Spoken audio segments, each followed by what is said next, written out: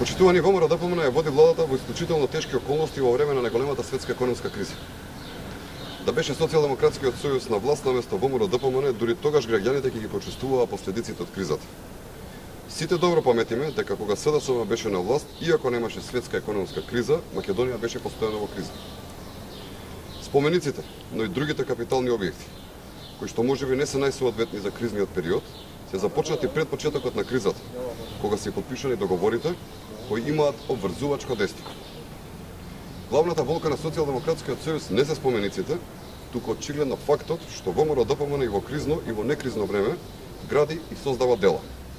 А верувајте, никој, ама никој не може да се сети на нешто што Социјалдемократскиот сојуз го создал или го изградил. Тука е разликата и затоа СДСМ ја дефокусира темата на друго поле, обидувајќи се и да ги иритира народот со несоодветни примери и манипулации. Сега да љубе.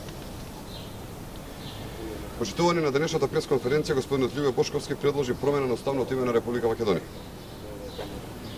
Добро е што сега македонската јавност барем има можност да се запознае со ставот за името на партијата на Љубе Бошковски. Неговата денешна пресконференција е збир од лаги и нервозни обвинувања.